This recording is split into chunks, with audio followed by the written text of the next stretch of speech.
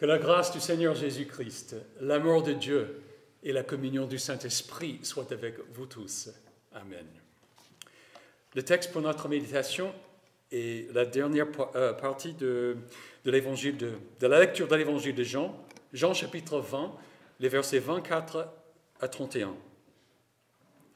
Thomas, appelé Didyme, l'un des 12, n'était pas avec eux lorsque Jésus vint. Les autres disciples lui dirent donc: « Nous avons vu le Seigneur. » Mais il leur dit: « Si je ne vois pas dans ses mains la marque des clous, si je n'y mets pas mon doigt et si je ne mets pas ma main dans son côté, je ne croirai pas. » 8 jours après, les disciples de Jésus étaient de nouveau dans la maison et Thomas se trouvait avec eux. Jésus vint alors que les portes étaient fermées, se tint au milieu d'eux et dit: « Que la paix soit avec vous. » Puis il dit à Thomas: « Avance ton doigt ici et regarde mes mains. Avance aussi ta main et mets-la dans mon côté. Ne sois pas incrédule, mais crois. » Thomas lui répondit: « Mon Seigneur et mon Dieu. » Jésus lui dit: « Parce que tu m'as vu, tu as cru. Heureux ceux qui n'ont pas vu et qui ont cru. » Jésus a accompli encore en présence de ses disciples beaucoup d'autres signes qui ne sont pas décrits dans ce livre. Mais ceux-ci ont été décrits, afin que vous croyiez que Jésus est le Messie, le Fils de Dieu, et qu'en croyant, vous ayez la vie en son nom. Voici l'évangile du Seigneur. Veuillez vous asseoir.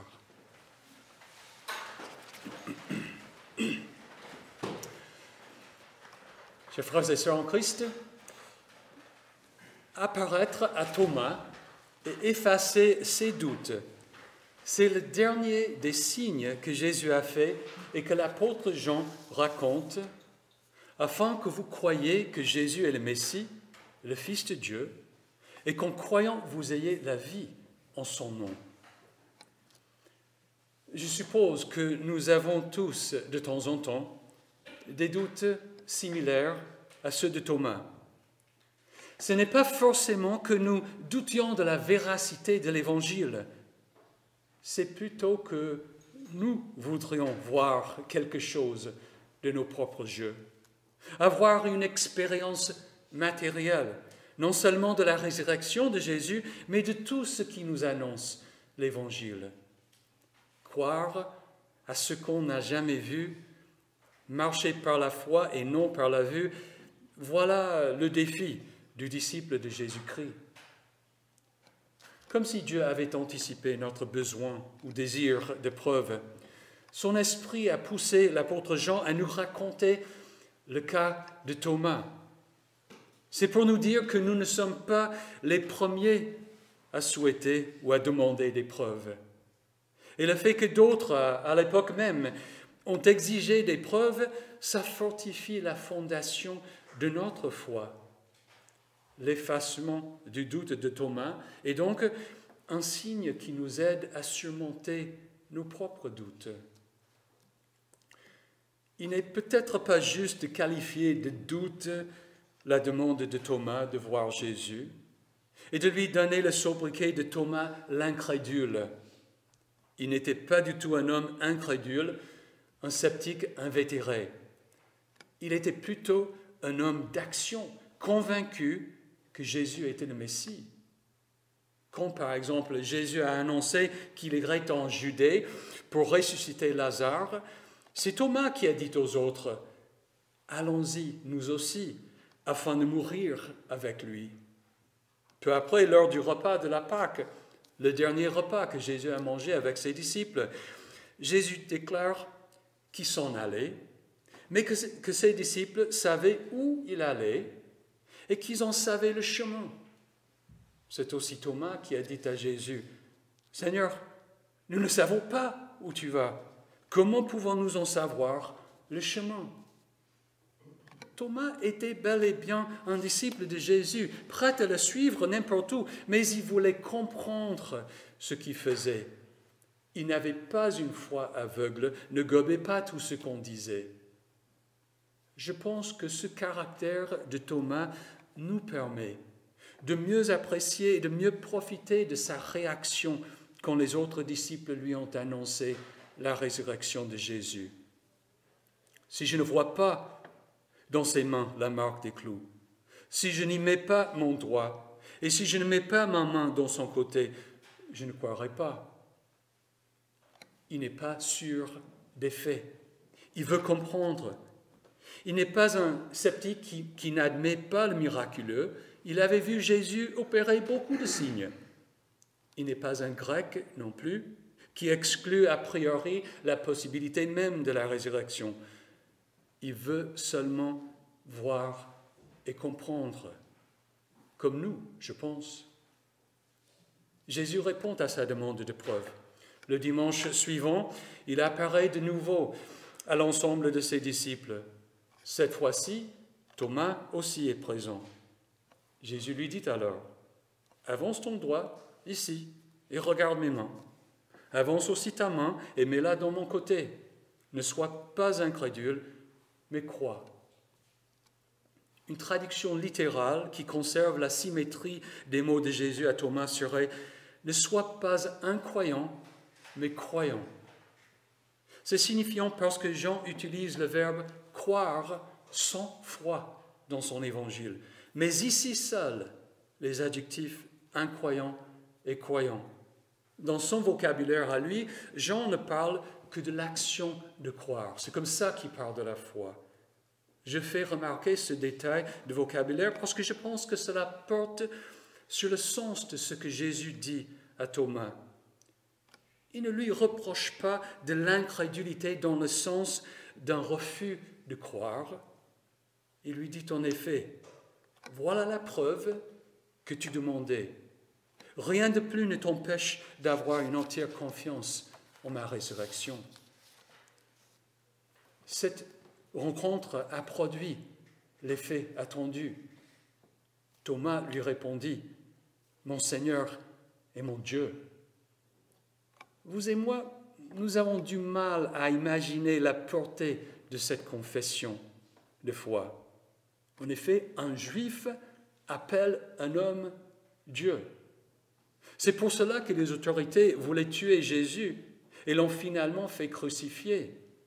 Ils lui ont dit, par exemple, « Ce n'est pas pour une belle œuvre que nous te lapidons, mais pour un blasphème, parce que toi qui es un être humain, tu te fais Dieu. » Thomas était convaincu non seulement de la résurrection de Jésus, mais de ce que ce fait établissait de façon définitive et irréfutable le fondement de la confession chrétienne, que Jésus est Seigneur et Dieu. Thomas ne s'était donc pas trompé lorsqu'il avait appelé ses camarades à retourner en Judée avec Jésus au risque de la mort. Et maintenant, il comprenait ce que Jésus avait dit concernant où il allait et le chemin pour y aller. C'est moi qui suis le chemin, la vérité et la vie. On ne vient au Père qu'en passant par moi.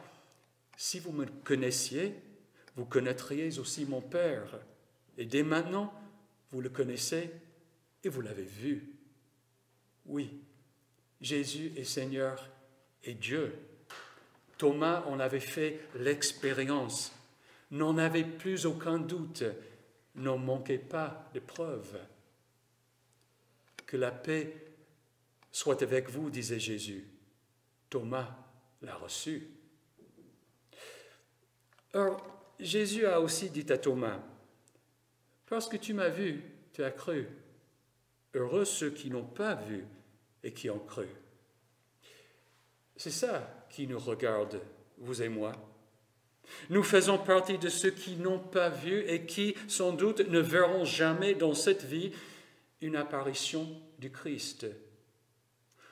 Alors que nous avons très envie de rencontrer Jésus d'une manière ou d'une autre, de faire une petite expérience de sa présence pour renforcer notre confiance, nous devons marcher par la foi, pure et simple. Peut-être que ce poème d'un séminariste fait écho à nos pensées. Laisse-moi te rencontrer sur la montagne, Seigneur, juste une fois. Tu n'aurais pas à brûler un buisson entier, juste quelques branches fumantes, et je serai sûrement ton Moïse. Laisse-moi te rencontrer sur l'eau, Seigneur, juste une fois. Ce ne devrait pas être sur un grand lac, juste dans une flaque après une grande pluie, et je serai sûrement ton Pierre. Laisse-moi te rencontrer sur la route, Seigneur, juste une fois. Tu n'aurais pas à m'aveugler sur l'autoroute, juste quelques lumières en me rendant à l'église, et je serai sûrement ton Paul. Laisse-moi te rencontrer, Seigneur, juste une fois, n'importe où, n'importe quand. Il est parfois si difficile de te rencontrer dans la parole. Dois-je toujours être ton Thomas? Si vous voulez, Jésus pourrait apparaître à chacun de nous, comme à Thomas ou à Paul plus tard, mais il veut se révéler à nous dans sa parole et dans ses sacrements. Est-ce que ça suffit pour que nous connaissions Jésus-Christ, pour que nous mettions notre entière confiance en lui et le confessions comme Seigneur et Dieu, bref, pour que nous ayons la paix? Ou est-ce que nous regrettons de ne pouvoir rencontrer Jésus que dans sa parole? La paix de Jésus est-elle hors de portée? Beaucoup de personnes qui ont vu des signes n'ont pas pour autant cru. Voir un miracle n'est pas la garantie de la foi, comme le remarque la lettre aux Hébreux au sujet d'Israël. Aujourd'hui, si vous entendez sa voix, n'endurcissez pas votre cœur comme lors de la révolte. Qui s'est en effet révolté après avoir entendu? N'est-ce pas tous ceux qui étaient sortis d'Égypte sous la conduite de Moïse? Contre qui Dieu a-t-il été irrité pendant 40 ans? N'est-ce pas contre ceux qui avaient péché et dont les cadavres sont tombés dans le désert? Et à qui a-t-il juré qui n'entrerait pas dans son repos, sinon à ceux qui avaient désobéi? Ainsi nous voyons qu'ils n'ont pas pu y entrer à cause de leur incrédulité. La Bible insiste sur le fait que l'incrédulité de l'homme n'est pas la faute de Dieu, n'est pas due au fait que sa parole soit inefficace. Dieu dit par la bouche d'Ésaïe, « Il en va de même pour ma parole, celle qui sort de ma bouche. Elle ne revient pas à moi sans effet, sans avoir fait ce que je désire et rempli la mission que je lui ai confiée. » Et Paul déclare, « Je n'ai pas honte de l'Évangile. C'est la puissance de Dieu pour le salut de tout homme qui croit. » C'est pourquoi Jésus a adressé cet avertissement aux pharisiens de son jour. S'ils n'écoutent pas Moïse et les prophètes, ils ne se laisseront pas persuader, même si quelqu'un ressuscite. Jean dit, Jésus a accompli encore en présence de ses disciples beaucoup d'autres signes qui ne sont pas décrits dans ce livre, mais ceux-ci ont été décrits afin que vous croyiez que Jésus est le Messie, le Fils de Dieu, et qu'en croyant vous ayez la vie en son nom. En disant à Thomas, « Heureux ceux qui n'ont pas vu et qui ont cru », Jésus ne nous a pas abandonnés à nous-mêmes, n'a pas refusé de répondre à notre besoin ou envie d'un signe. Ceux-ci ont été décrits afin que vous croyiez que Jésus est le Messie, le Fils de Dieu, et qu'en croyant vous ayez la vie en son nom. En fin de compte, Thomas, celui qui a hésité à croire, celui qui était sceptique, nous a rendu service. En demandant des preuves, il a fait l'expérience de la puissance de l'évangile de Christ. Il a compris qu'on peut y faire une entière confiance, qu'on peut avoir la paix et perdre sa vie pour suivre Christ, même si on ne l'a jamais rencontré de vue. C'est le signe qui nous est décrit afin que nous croyions en Jésus-Christ. Cela fait que nous n'avons pas à regretter de ne pas avoir une fois rencontré Jésus de façon visible. Là où vous et moi rencontrons Jésus tous les jours, c'est dans sa parole, dans notre baptême et dans la scène. Le Saint-Esprit agit par le moyen de la parole de Christ, parole écrite, parlée ou rendue visible dans les sacrements, pour qu'elle soit la puissance de Dieu pour le salut de quiconque croit, de nous.